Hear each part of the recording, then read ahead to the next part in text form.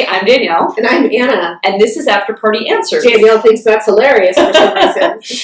Well, what I think is hilarious is our question today, because it's just like, I can't believe it. Okay, so this girl writes in that on a night out with her coworker, she mentioned to someone that she takes antidepressants. She feels like that person told everyone in the office, and now everyone's treating her like she's crazy. She said, do you think people in this day and age actually judge others for taking care of their mental health? I hope not.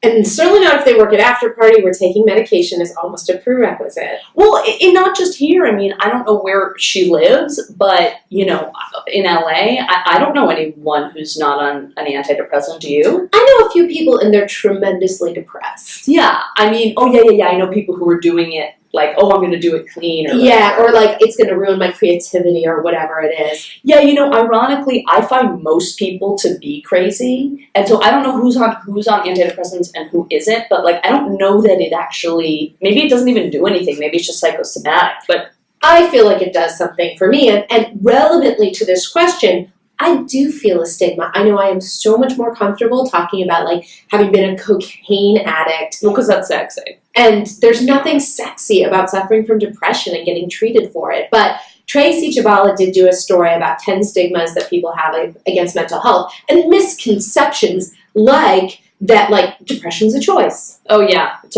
a choice. Exactly. But people get it mixed up. They think like being sad about your dog dying is the same thing as a clinical depression.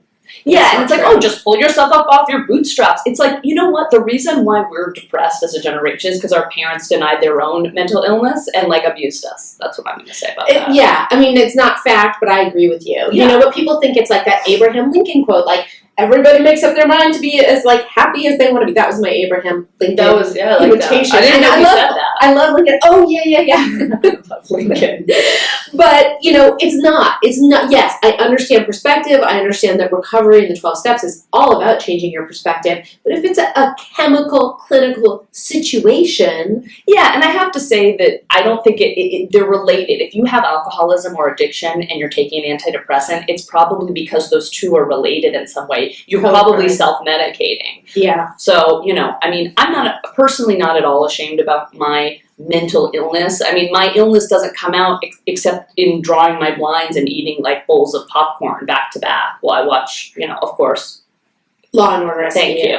So, I mean, it's not really like, I don't really think there's anything shameful about that. I mean, you know, sometimes I'll have a muffin top, sometimes I won't, but it's not like... Back to the question, okay? I do feel like if people are in your office judging you, my feeling is they may need medication. Oh, yeah. If you think it's gossip to talk about how someone's on Prozac, sounds like you've got the problem.